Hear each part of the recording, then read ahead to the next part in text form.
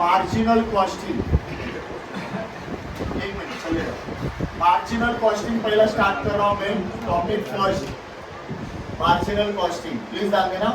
Marginal costing में सबसे पहले आपको कॉस्ट स्ट्रक्चर आपको आना चाहिए। क्या आना चाहिए? Cost structure. कॉस्ट स्ट्रक्चर में सबसे पहले आपको लेना है सेल्स। क्या लेना है? सेल्स। सेल्स से माइनस करना है वेरिएबल कॉस्ट। क्या माइनस करना है? Variable cost. Clear? Variable cost minus करने के बाद मिलेगा कंट्रीब्यूशन। क्या मिलेगा? कंट्रीब्यूशन। और कंट्रीब्यूशन से माइनस करेंगे फिक्स कॉस्ट, तब जाके मिलता है आपको प्रॉफिट। ये आपको पहला एग्जाम में लिखना है। सबसे पहले आपका काम है क्या लिखना? ये कॉस्ट स्ट्रक्चर बनाना। तो कॉस्ट स्ट्रक्चर में 3 कॉलम आपको बनाने हैं। पहला यूनिट, कितना आप सेल कर रहे हो, फिर उसका रेट क्या है, और फिर आएगा रुपीस। जैसे सेल किया 1 लाख यूनिट, बराबर, और रेट है 10, तो ये यहाँ पे आएगा 10 लाख। तो ऐसे आपको क्या करना है? यूनिट्स लिखने, यहाँ पे सब में यूनिट्स आएंगे, खाली कॉस्ट में यूनिट नहीं आती। क्लियर? फिर इसका रेट दिया रहेगा, वो रेट से क्या करना है? मल्टीप्लाई करना है। इसका भी रेट दिया रहेगा, क्योंकि यूनिट्स नहीं आएंगे तो इधर रेट भी नहीं आएगा फिक्स कॉस्ट में, क्योंकि फिक्स कॉस्ट हमेशा रुपीस में रहता है। फिक्स कॉस्ट यूनिट में नहीं होगा, याद रखना। उसका रेट भी नहीं रहेगा, डायरेक्ट रुपीस का अमाउंट दिया रहेगा। किसका? रुपीस का अमाउंट दिया रहेगा, फिक्स कॉस्ट। समझा? क्लियर? तो आपको यहाँ पे फॉर्मूला पूछेंगे वो लोग। पहला फॉर्मूला निकालने बोलेंगे पीवी रेशियो, मतलब इसका फुल फॉर्म है प्रॉफिट वॉल्यूम रेशियो। क्या बोलते हैं इसे? Profit volume ratio. इसका फॉर्मूला है कंट्रीब्यूशन अपॉन सेल्स इनटू 100। ये फॉर्मूला है। तो कंट्रीब्यूशन यानी क्या? आप आइदर यूनिट वाला लो, यूनिट वाला लेके मतलब ये मत लेना, खाली क्या लो, आइदर रेट वाला कंट्रीब्यूशन लो या तो रुपीस वाला लो। लेकिन अगर रुपीस वाला ऊपर रखा है तो नीचे सेल वाला भी रुपीस वाला रहेगा, मतलब ये वाला और ये वाला रखो, या तो ये और ये रखा तो भी चलेगा। समझा मेरी बात? मतलब कंट्रीब्यूशन ये डिवाइड बाय ये करो, या तो ये डिवाइड बाय ये किया तो भी आंसर सेम देगा। क्लियर? समझा पीवी रेशियो का फॉर्मूला? क्या फॉर्मूला है? Contribution upon sale into 100। बराबर? कभी कभी क्या होता है, 2 साल का सेल दिया रहता है और 2 साल का प्रॉफिट दिया रहता है, तो अभी पीवी रेशियो अलग होगा। बराबर? जब कभी क्या बोला मैंने, जब 2 साल का क्या दिया रहेगा, प्रॉफिट, और 2 साल का सेल दिया रहेगा, तो पीवी रेशियो का फॉर्मूला अलग बन जाता है। कभी फॉर्मूला बनेगा changes in profit upon changes in sales into 100। तो आप बोलेंगे सर नहीं समझा। जैसे 2021 और 2022 का वो लोग ने क्या दिया है? प्रॉफिट भी दिया है, सेल भी दिया है। तो 2021 में प्रॉफिट था 1 लाख, और 22 में हो गया 1,20,000। तो कितना चेंज हुआ? 20,000। तो ये 20,000 यहाँ पे पहला सेल था 2021 में 15 लाख, और 2022 में हो गया 18 लाख। तो कितना चेंज हुआ? 3 लाख। तो 3 लाख इधर।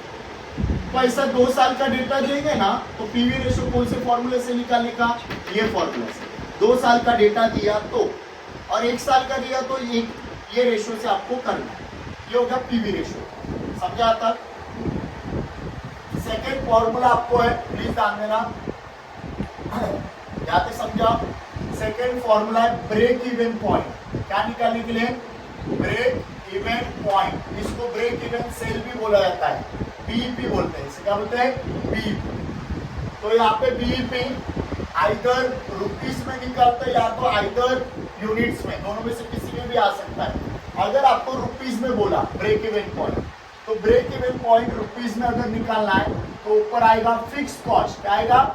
फिक्स कॉस्ट, ये वाला अमाउंट दिख रहा है, ये वाला अमाउंट फिक्स कॉस्ट का ये वाला अमाउंट आपको यहाँ पे डालना है, डिवाइड बाय पीवी रेशियो डालना है। क्या डालना है? PV ratio.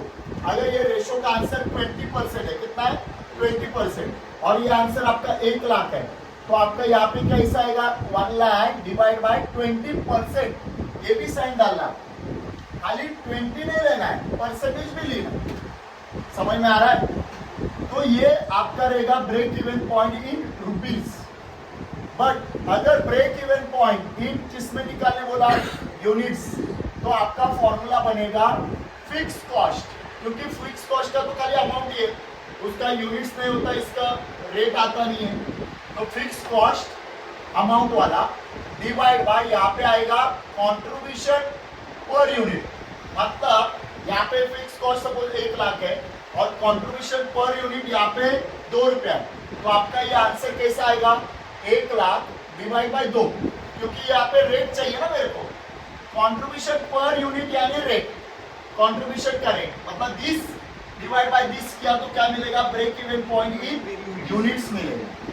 समझ में आ रहा है? तो इसका जो आंसर आएगा, इसका जो आंसर आएगा वो रुपीज में रखना है, और इसका जो आंसर आएगा उसके आगे क्या लिखना है, यूनिट्स। समझा तक? फॉर्मूला देखो सेम ही है, खाली इधर क्या किया, रुपीज के टाइम में ब्रेक इवन पॉइंट का जो आंसर आया उससे डिवाइड किया, और इधर कंट्रीब्यूशन पर यूनिट, ये जो आंसर है ना, ये रेट का आंसर है, किसका रेट, कंट्रीब्यूशन का, उससे डिवाइड कर, बस इतना फर्क। समझा? तीसरा फॉर्मूला प्लीज ध्यान देना। तीसरा फॉर्मूला है margin of safety. Margin of safety इसका भी 2 में आता है, एक रुपीज में और एक यूनिट्स में। तो इसका फॉर्मूला क्या करने का, सेल का रुपीज लेने का, क्या लेने का, सेल का रुपीज, ये देखो ये वाला, माइनस ब्रेक इवन पॉइंट का रुपीज, ये वाला आंसर। मतलब ये आंसर, मतलब ये माइनस ये करने के बाद जो मिलेगा वो रहता है मार्जिन ऑफ सेफ्टी। तो इसका आंसर किस में आएगा बच्चा, रुपीज में आएगा। क्लियर? मार्जिन ऑफ सेफ्टी का कैसे मिलेगा, मार्जिन ऑफ सेफ्टी, सेल का ये रुपीज का amount minus break even point का रुपीज का अमाउंट। आप देखो जरा, एक दूसरे के ऊपर सब डिपेंड है। पीवी रेशो आया तो ये आएगा, और ये निकालने के लिए चाहिए, तो इनडायरेक्टली पहले से सब आपको आना चाहिए, मतलब एक भी छोड़ नहीं सकता। सब माइनस करके यहाँ पे आंसर आएगा मार्जिन ऑफ सेफ्टी का। अभी मार्जिन ऑफ सेफ्टी किसमें, यूनिट्स में, एमओएस मतलब मार्जिन ऑफ सेफ्टी। तो अभी यूनिट्स में चाहिए, सिंपल है, तो यहाँ पे क्या लोगे, सेल का यूनिट, सेल का यूनिट मतलब ये माइनस ब्रेक इवन पॉइंट के यूनिट्स। तो ब्रेक इवन पॉइंट के यूनिट्स कहाँ पे बच्चा, यहाँ पे है ना, ये आंसर, मतलब दिस आंसर माइनस दिस, तो क्या मिलेगा, मार्जिन ऑफ सेफ्टी का यूनिट्स का आंसर मिलेगा। समझा तक? अभी लास्ट फॉर्मूला चौथा वाला, जरा ध्यान देना, 4th वाला, इसका आंसर किस में आएगा, परसेंटेज में आएगा। तो ये एग्जाम में सुनो, अगर 1 साल का ही डेटा है तो ये फॉर्मूला आएगा पीवी रेशियो का, 2 साल का डेटा रहेगा तो ये फॉर्मूला है।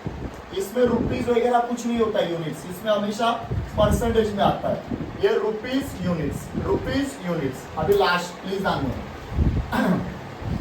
अगर आपको डिजायर सेल निकालने बोला, डिजायर सेल मतलब वो बोलेंगे कि इतना सेल के लिए कितना, मतलब वो लोग डिजायर सेल के लिए प्रॉफिट देंगे और सेल निकालने बोलेंगे, तो उसके लिए प्लीज ध्यान देना, फॉर्मूला देखना, जरा ध्यान देना अच्छे से।